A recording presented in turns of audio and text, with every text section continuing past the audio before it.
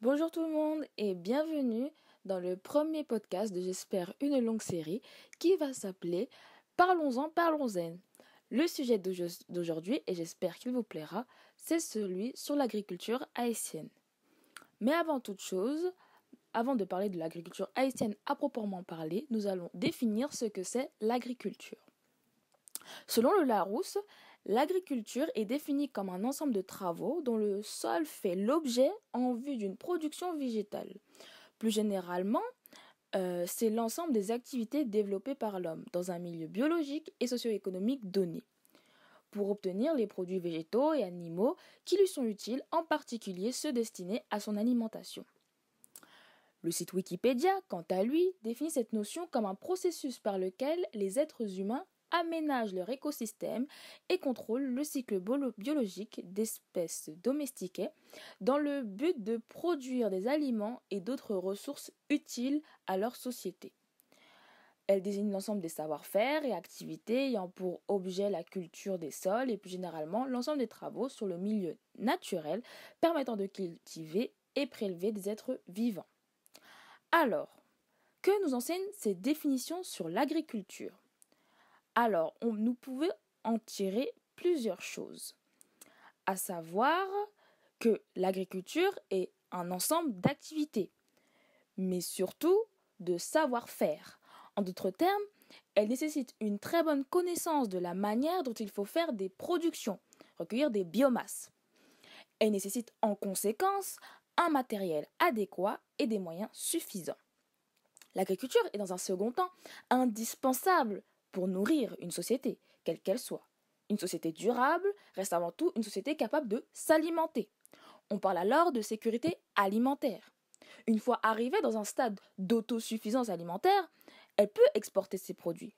Bon, bien entendu, il n'est pas obligé d'être en autosuffisance alimentaire pour exporter ses produits, puisqu'on peut en importer. Mais le mieux pour une société serait de pouvoir s'autosuffire avec ses propres aliments pour pouvoir exporter ses produits. Cela permet donc une croissance économique. En conséquence, l'agriculture est essentielle dans un État car il est le corollaire de facteurs dans de nombreux domaines. Et si ce secteur est négligé, cela peut être néfaste et plus encore de nos jours à cause notamment à la surproduction, à la surconsommation de nourriture par les populations et aussi par l'agrandissement de la population elle-même. Sans compter les problèmes environnementaux et tout un tas d'autres facteurs. Bien, maintenant parlons sur le cas de l'agriculture haïtienne.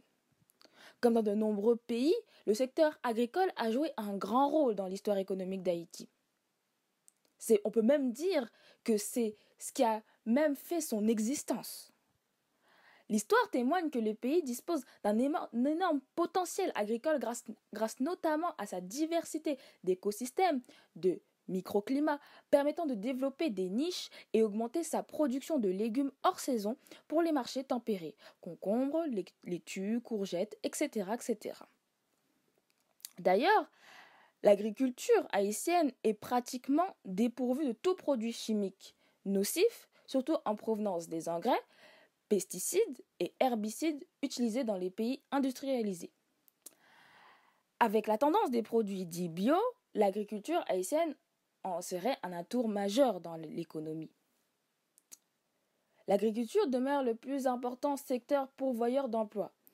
Elle occupe environ 46% des travailleurs haïtiens, avec une grande partie de son territoire qui est pourvu de terres arables. Donc le potentiel de production est immense. Pourtant, son agriculture, depuis longtemps et jusqu'à aujourd'hui, demeure en crise. Alors que 60% de la population vit à la campagne, le secteur agricole couvre seulement 25% du PIB et 48% des besoins alimentaires. Ce qui est peu par rapport à la véritable capacité agricole du pays. Les raisons de la crise agricole. Il existe de nombreux facteurs qui sont une entrave à la croissance et à la compétitivité de la filière agricole. Mais les plus importantes d'entre elles sont la concurrence internationale à l'intérieur du pays et les prélèvements importants impactant directement sur leurs revenus. Le manque de matériel, le dysfonctionnement institutionnel, si on peut même dire l'absence institutionnelle, l'insécurité foncière liée au titre de propriété, l'insuffisance ou l'absence totale de crédits ruraux ou agricoles Le manque de croissance des normes ou des règlements phytosanitaires rendant difficile l'accès des produits haïtiens à certains marchés. Et la liste est encore longue, mais les plus importants sont déjà cités. Et ce qui revient le plus c'est le manque d'investissement et surtout le manque de possibilités aux Haïtiens de porter leurs produits à cause du marché international qui s'intègre dans le marché intérieur. Donc, et la situation agricole aujourd'hui, telle qu'elle est présentée, montre qu'après des décennies, la problématique de l'agriculture revient enfin en tant que l'une des thématiques majeures dans les politiques. L'agriculture aujourd'hui peut faire même parfois partie des premiers secteurs pour la mise en place du budget étatique. En 2017, le président Jovenel Moïse a lancé son projet nommé la Caravane du changement, dont certaines de ses priorités sont de satisfaire les besoins des ménages ruraux et combattre l'insécurité alimentaire. Ce projet n'a pas eu l'effet escompté, comme beaucoup d'autres avant lui, il y a un manque d'investissement véritable, un manque de subvention, qui doit être effectif pour créer cette relance. Donc, quoi qu'il en soit, l'un des plus gros problèmes de l'agriculture haïtienne est ce manque d'investissement de fonds publics. On le revoit encore aujourd'hui avec la caravane du changement. Donc, que faire ? Que faire pour libérer le potentiel agricole du pays ? La construction de routes est nécessaire afin que les récoltes puissent être plus accessibles, notamment dans les zones agricoles enclavées. Accentuer la politique environnementale afin de conserver la qualité des zones de production. Donner la possibilité aux producteurs d'avoir une formation complète sur les techniques de culture et de récolte et de transformation qui sont la cause de détérioration des productions et ou de leur gâchis. Rendre plus